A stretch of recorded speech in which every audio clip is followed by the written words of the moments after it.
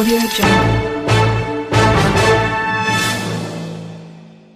Welcome to ThroneCraft News. I am Ito, your host for this week's news. This week's top news: the death of King William of Urith starts an inheritance crisis and diplomacy crisis in the Hall of Aoya.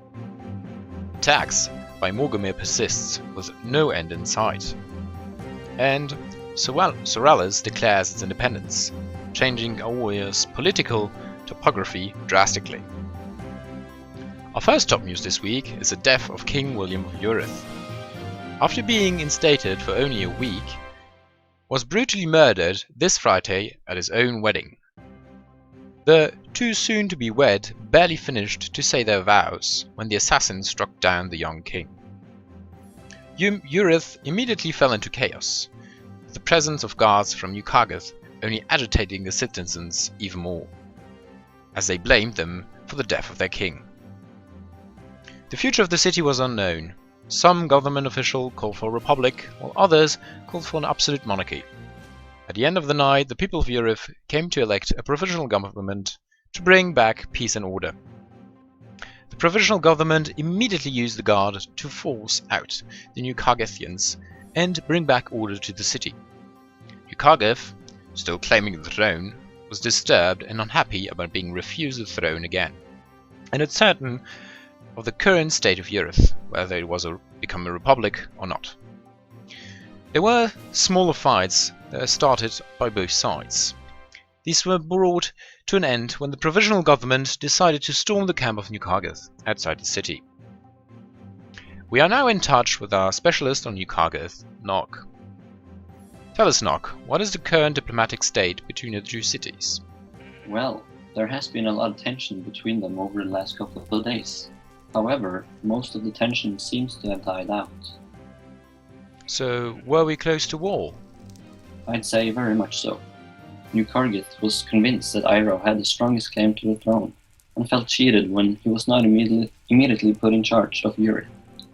I believe that New Kargath was ready to go to war with Urith, as they felt cheated and mistreated. And tell us, will it be possible to resolve the situation peacefully? If both sides are convinced that peace is the best solution, I think there are great chances of this situation being handled without war. If both sides agree to sacrifice a little, I think it should be doable. However, it will be hard. Thank you, Nog. Urith has since elected a new government. On Sunday, the people elected a new parliament that elected a prime minister. They have many plans to restore Urith, such as rewriting Urith's charter to adapt it to the current political situation, redistribute power and reform the election system, decide on a monarch, restart the food production, and solve the housing issue. The political program is large and ambitious. They are very confident that they can do it. In more top news, Morgomir has continued his attacks on the western, northern and southern cities of Aoya. He has been present since the death of King William in Urith, and earlier attacked Gunroth once again. No one knows why he is attacking these cities so often and what his goal is.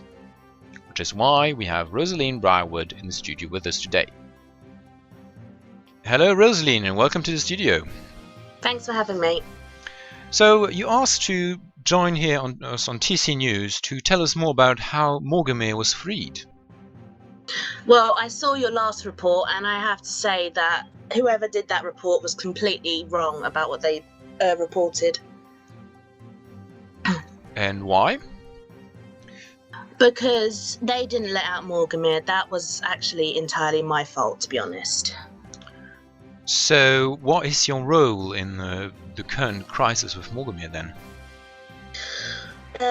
Well, basically what happened was I went to Gonroth to buy a holiday home for me and my beloved Isaac, and Morgomir's tomb was actually right underneath the house. As most people know, I am an oracle.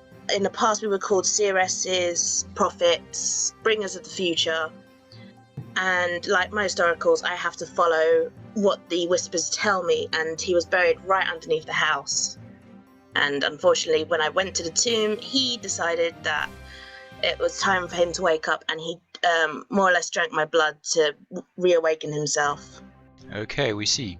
And can you give us an explanation on why Morgamir is doing all of these attacks?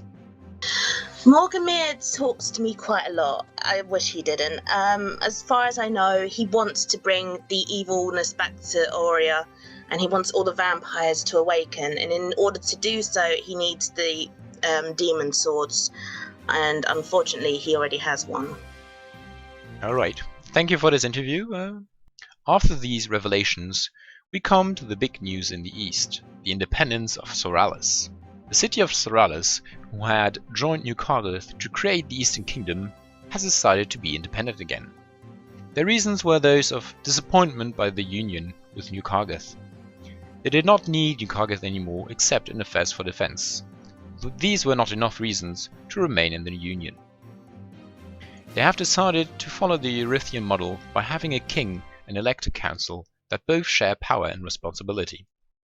Soralis has been invited to join the Southern Union for defense purposes, but it has not yet accepted to join. Dependence, charter revisions, it seems like Aurea is entering an age of democracy. Formerly, most cities were ruled by absolute monarchies, with named councillors, but now more and more cities are entering and integrating democracy.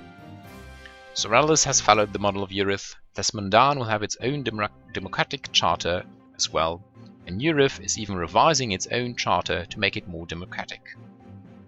And even New Cardiff has chosen to return to democracy and write a proper charter as the foundation for a republic.